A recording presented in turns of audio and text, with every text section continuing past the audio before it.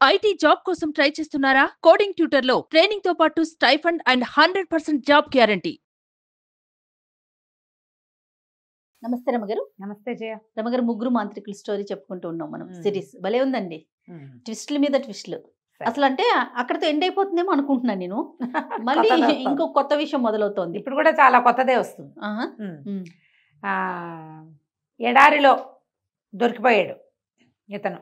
కాకపోతే అక్కడికి వచ్చినటువంటి నవాబు గారి సైన్యాధ్యక్షుడైన హసన్ గోరి ఇతన్ని కూడా గుర్తించి, సరే ఇతను సరైన వాడేనని భావించి తమతో పాటు తమ కోటకి తీసుకెళ్ళాడు. ఇఫీ ఖిల్లా నమ్మారు. ఇఫీ ఖిల్లా ఆ ఖిల్లా పేరు. ఆ ఇఫీ ఖిల్లాకి వెళ్ళే దారిలో చూస్తే పెట్ట పొరుగు లేదు, ఎవ్వరు లేరు. ఇప్పుడు ఎవరో లోపలికి వెళ్ళబట్టే అక్కడ చచ్చిపడున్నాడు కదా ఒకడు, వాడు లోపల ఉండే అధ్యక్షుడు. వాడంతటి వాడు పొరపాటును కూడా బయటికి రాడు. ఒకవేళ ఉన్న గుంపుతో సహా రావాలి. అక్కడ వాడు ఒక్కడే దెబ్బలు తిని ఉన్నాడు, చచ్చిపోయి ఉన్నాడు. అంటే వాడు దొరికాడనమాట, లేదా వాడిని తెచ్చారనమాట. ఇట బోళ్ళు ఊహించుకున్నారు. దూరం నుంచి చూస్తే పైన నిలబడేవాడెవడూ లేడు, తలుపులు వేసున్నాయి. ఏమనుకున్నారు, ఒకవేళ తలుపులు అంత ప్రశాంతంగా కనపడుతుందంటే తలుపు ఏమైనా తగలబెట్టి వెళ్ళి అందులోకి వెళ్ళడానికి ఇంకో దారి లేదు. ఒకే ఒక్క తలుపు ఉంది దానికి. ఆ కోట కూడా 30 అడుగులు ఎత్తుంటుంది. 30 అడుగులు ఎవడెక్కుతాడు? అదే కదా. చేయగలిగేది ఏమిటి? చెక్క తలుపులైన వాకిలి తలుపులే పగలగొట్టాలి. పగలగొట్టితే పెద్ద మోత అవుతుంది, చుట్టూతా జనాలు. ఇది కదా ఎడారి. అక్కడ డమడమలాడిస్తే చుట్టుపక్కల ఉన్న పల్లెళ్ళు ఇంకా అవతలకున్న వాటికి తెలిసిపోతుంది. శబ్దాన్ని ఒంటెలు కూడా పసిగడతాయి. అది కూడా కాదు, ఇంకోటి ఏదో జరిగింది. కాల్చేసి ఉంటారు. అది నిశ్శబ్దంగా తలుపు తెరుచుకోవాలంటే ఏదైనా నూనె పోసి కాల్చి ఉంటారు అనుకున్నారు. పింగళుడే చెప్పాడు ఐడియా, కాల్చచ్చు చెక్కని. నూనె పోసి అంటిస్తే చెక్క తగలబడుతుంది, తలుపు తెరుచుకుపోతుంది. ఇదంతా ఊహించారు. దగ్గరికి వెళ్ళారు, చూస్తే తలుపు వేసుండేసరికల్లా ఏమనిపించింది, సరే అందరూ ఆగారు. పింగళుడు అన్నాడు, ఉండండి నేను వెళ్ళి తీస్తాను తలుపు అన్నాడు. బండి ఒంటలోంచి దిగాడు. దగ్గరికి వెళ్ళి దాన్ని తలుపుని ఇట్లా తోసాడు. ఇట్లా అందామనుకున్నాడు. ఇట్లా అంటుంటే అతనికి ఏమనిపించిందంటే తలుపు ఈజీగా తోయబడుతున్నట్టు తెలిసింది.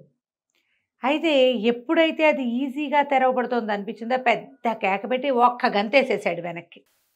సరిగ్గా ఎక్కడి నుంచినాడో అక్కడికి కాకుండా అక్కడి నుంచి ఇట్లా క్రాస్గా వచ్చాడు. తలుపుకి ఎదురుకుండా లేకుండా కొంచెం పక్కకి దూకేశాడు. వెనక్కి ఒక్క ఎగిరి పడిపోయాడు. పడిపోవటం ఏంటి, తలుపు ఇట్లా తెరవబడుతోంది కదా, అది పూర్తిగా తెచ్చుకుని ఢామని బేలింది. తలుపుని వెనకాల దగ్గరికి వేసి మందు గుండా మర్చారు. ఆ తలుపు తోస్తే ఎవడైనా దబేలని తోసాడు అనుకో, ఎగిరిపోవటమే. అది పేలిపోతుంది. తలుపు మొదట తోసిన వాడు పైకి అయ్యే పోతాడు, ఇంకా అవతలకి పడిపోతుంది. ఈ పెద్ద పేలుడు శబ్దానికి ఈ ఒంటెల మీద ఉన్న వాళ్ళంతా తలా ఒక పక్కకి పడిపోయారు. ఒంటెలు పరుగులు ఎత్తేసినాయి. ఈ హసన్ గోరి పోయి ఒక ముళపొదలబడ్డాడు. ఎక్కడ వాళ్ళు అక్కడ కకావికలైపోయారు, పిచ్చి కేకలు పెట్టేశారు. పింగళుడు పక్కకి పడ్డాడు. ఇతనికి పక్క నుంచి ఏదో చెక్కముక్క పడింది, కానీ అది అంటుకుపోయిన చెక్కముక్క పడింది, కానీ అతనికి ఏం అవల.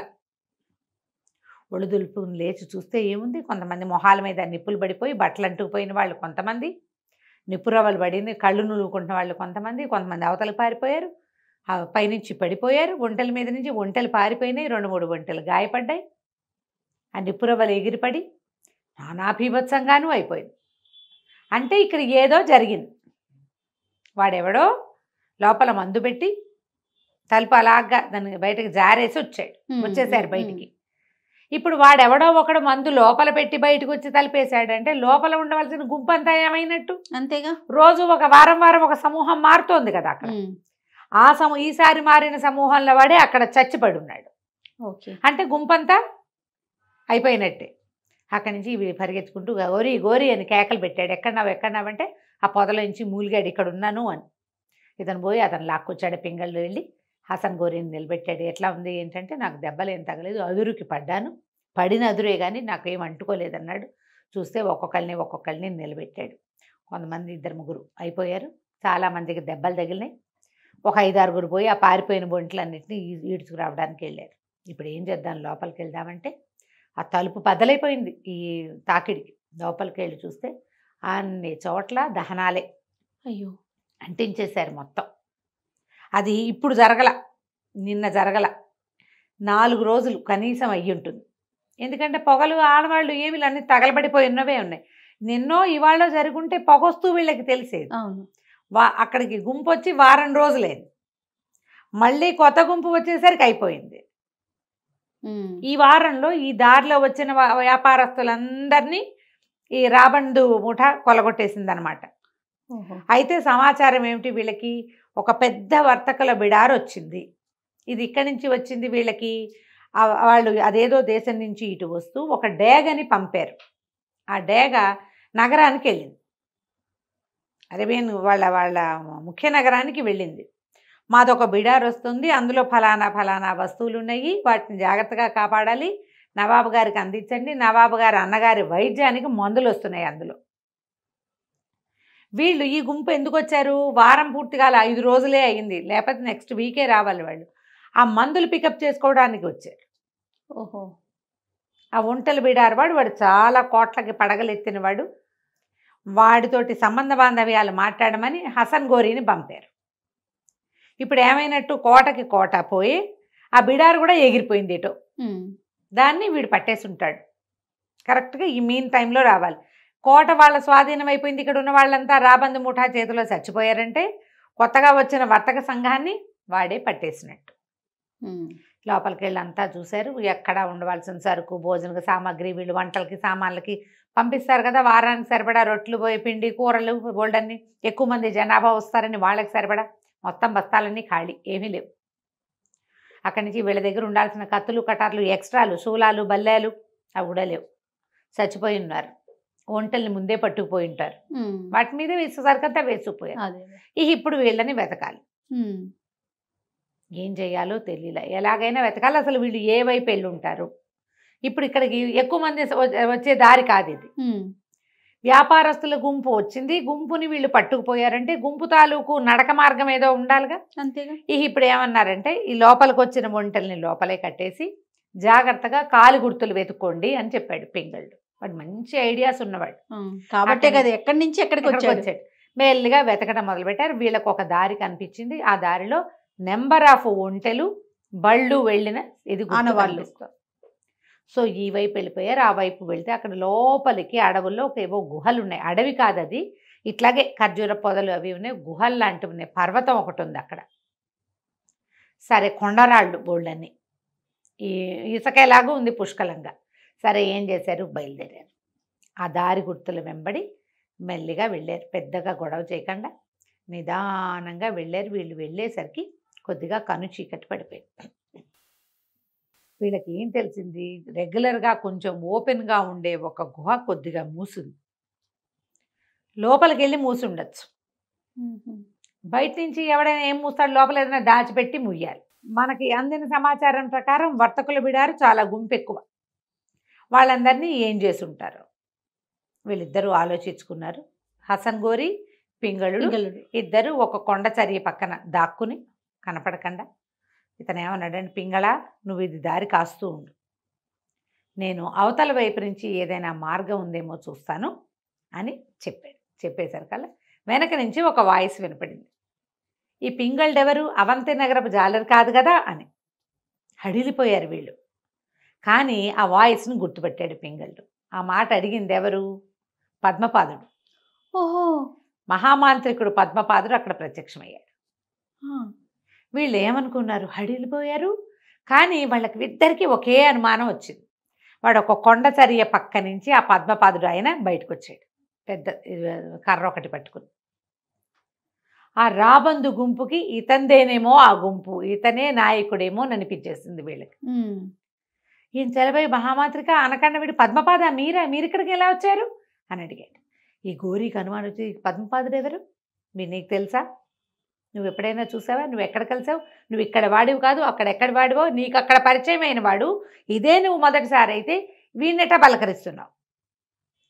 పైగా వీడు కొండ పక్క నుంచి వచ్చి దాక్కుని వచ్చాడు అంటే ఏమిటర్థం, వాడు ఎప్పటి నుంచో అక్కడ ఉన్నాడు. అంతేగా.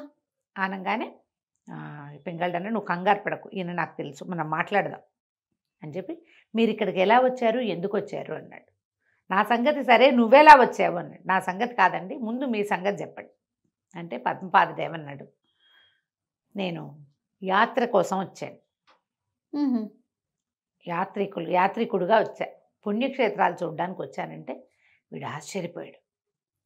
అదేంటండి అలా ఎలా వస్తారు, మీకేం అవసరం, యాత్ర చేయవలసిన అవసరం ఏమిటి మీకు అంటే, ప్రతి మనిషికి అవసరం ఉంటుంది పింగళ, ఎవడైనా యాత్రికుడుగా ఉండవలసిందే, మానవుడిగా పుట్టినవాడు అనేసరికి ఈ హసన్ గోరి అన్నాడు, నువ్వు ఈయన్ని హ్యాండిల్ చేస్తావా, నేను వెళ్ళనా అన్నాడు. నేను చూసుకుంటా, ఈయనతో నీకే భయము లేదు, ఒకవేళ ఈయనే గనక రాబందు ముఠాకి నాయకుడైతే నేనే కాళ్ళు చేతులు కట్టేసి అట్టు పెడతా, నన్ను మాట్లాడినివ్వు ముందు, నువ్వు వెళ్ళమన్నాడు. ఎందుకంటే మాయం మంత్రం వ్యవహారం వీడి ముందు మాట్లాడితే ఇంకో కొంప మునిగిపోతుంది, అంతే. మంత్రపు సంచీలు అవి తెలియవు కదా వీళ్ళకి. నీ దారిన నువ్వు వెళ్ళు, నువ్వు వెనక వైపు నుంచి వెళ్ళు, నేను ఇక్కడ చూస్తానన్నాడు. అప్పుడు పద్మపాదుని అడిగాడు, మీరు ఎందుకు వచ్చారు, ఏంటంటే నేను చేసిన పనులు మంచి పనులు కాదు, ఒక వస్తువుల కోసం, కొన్ని వస్తువుల కోసం నేను మా ముగ్గురు అన్నదమ్ములం మేము ఈ పని మొదలుపెట్టాం, నిన్ను తీసుకెళ్ళాం. ఈ తీసుకెళ్ళటంలో మా అన్నయ్యలు ఇద్దరూ చనిపోయారు కదా, వాళ్ళ మరణానికి ఒక రకంగా నేను కూడా కారకుండే. అక్కడి నుంచి మహామాయుడు శిష్యులు వాళ్ళని మనుషులుగా ఉంచకుండా పులిగా సింహంగా చేశాను. ఈ పాపాలకి నేను సమాధానం చెప్పాల్సిందే. మా నాన్నగారి గురువుగారైన ఆయన నువ్వు పాదయాత్ర చేసిరా అని చెప్పాడు.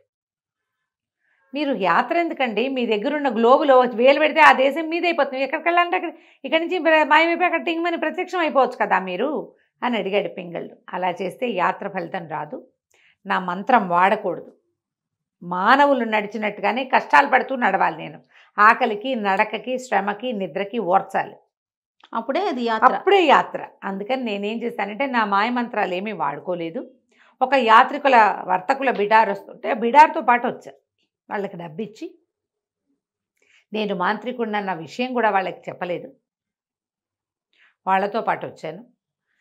ఇక్కడ ఒక పెద్ద కోట ఉంది ముందు వచ్చే దారిలో, ఆ వచ్చే దారిలో ఉన్న కోటలో నుంచి కొంతమంది దారి దోపిడీ దొంగలు వచ్చారు, వాళ్ళు ఈ బిడారిని పట్టేశారు. ఆ బిడారు ఈ దీంట్లో ఉంది, ఆ గుహల్లో దాక్కున్నారు, వర్తకులు కూడా ఉన్నారు, వాళ్ళని కూడా మీరు రక్షించాలి అంటే ఇతను అన్నాడు, రక్షించడానికి ఏముందండి, ఇది రాత్రి వేళ దొంగలు పట్టుకోలేక మేము ఇక్కడ ఆగిపోయాము అంటే. అప్పుడు ఆయన అడిగాడు, నువ్వు ఎట్లా వచ్చావు అంటే, తను ఎట్లా వచ్చాడో చెప్పాడు మొత్తం. ఏమైందో తెలీదు, ఇలా జరిగి ఉండొచ్చు, నేను భల్లూక మాంత్రికుడు భల్లూక కేతువు మంత్రమేమో మర్చిపోయాను, అతను నాకు గుర్తు రాలేదు, నేనేం చేయాలో కూడా నాకు తెలీదు, ఇలా అందులో ఆ నౌకలోనే 6 నెలలు పైన ఉండిపోయాను, మా అమ్మ ఏమైపోయిందో తెలీదు, మా అన్నయ్యలు మా అమ్మని ఏం చేశారో తెలీదు, అసలు నేను రాత్రి పడుకున్నవాడిని తెల్లారి ఇక్కడికి ఎట్టా వచ్చానో తెలీదు, కానీ ఆ సరంగు చెప్పాడు మీ అన్నయ్యలే నిన్ను నాకు అమ్మేశారని. వాళ్ళు అమ్మేసి ఉండొచ్చు.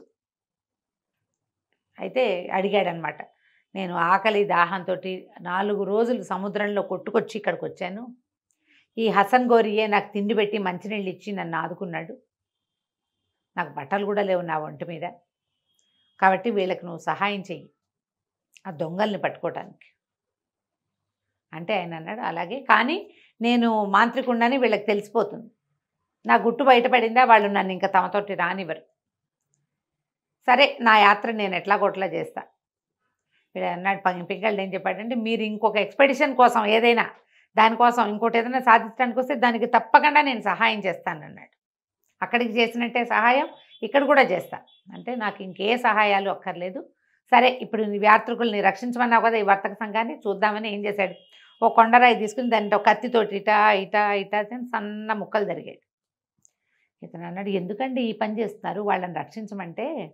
దానికి ఏం లేదు, నేను చెప్తా కదా, రాత్రి వేళ వీళ్ళని పట్టుకోలేము మనం, మన వల్ల కాదు, దీనికి ఏం చేయగలవు, సడన్గా ఏదైనా క్రూర మృగం ఒకటి, వైల్డ్ యానిమల్ ఒకటి ప్రత్యక్షమైతే ఎంతటి దొంగ అయినా బీభత్సంతో బయటకు వచ్చేస్తాడు భయపడి అని చెప్పి ఏం చేశాడు, ఆ రాళ్ళన్నిటిని ఇట్లా ఎగరేసి, ఆ దారి దోపిడీ దొంగల్ని పట్టుకోండి, మీకు నచ్చిన రూపాన్ని ధరించండి అని మొత్తం రాళ్ళు ఇట్లా గాల్లోకి విసిరేసి, ఒక్కొక్క రాయి కింద పడి తోడేలుగా పులిగా చిరతపులుగా మారిపోయినాయి రాళ్ళు. దొంగల్ని మాత్రమే పట్టుకోవాలి వాళ్ళు, అవి ఇక ఒకటే పరుగు. ఎప్పుడైతే ఈ జంతువులు పెద్దగా గోండ్రిస్తూ ఘూర్నిస్తూ ఇలా రకరకాల శబ్దాలు చేస్తూ పరిగెత్తినాయో, వెనక నుంచి హసన్ గోరి పరిగెత్తుకుంటూ వచ్చాడు. పింగళ ఎప్పుడు చూడలేదు తోడేళ్ళని, బొమ్మల్లో చూడటమే. అసలు మా అడవులు మా ఎడార్లలో తోడేళ్ళు ఉంటామేమిటి, తోడేళ్ళు వచ్చేసినాయంటే నవ్వుతూ చెప్పాడనమాట, నువ్వేం భయపడద్దు, అంతా మహామాంత్రికుడి యొక్క మహత్యమే. తోడేళ్ళు కాసేపట్లో మనకు కావాల్సిన పని చేసేస్తాయి. ఒక అరగంట అయ్యేసరికి ఎక్కడెక్కడెక్కడెక్కడెక్కడో కొండ గుహల్లో దాక్కున్న మొత్తం దోపిడీ దొంగలు రాబందు మూఠ మొత్తాన్ని తీసుకొచ్చి ముందు నుంచి పెట్టేసి మొత్తాన్ని పట్టేయంగానే సరే వీళ్ళు చూసుకున్నారు.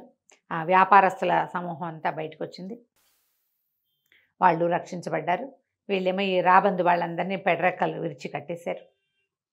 అతను ఎన్నో బహుమతులు ఇచ్చాడు పింగళుడికి. అయితే పద్మపాదుడు ఏం చేశాడంటే ఇతనికి భల్లూక కేతుని పిలిచేందుకు మంత్రాన్ని ఉపదేశించాడు. మంత్రం మర్చిపోయాడు కదా.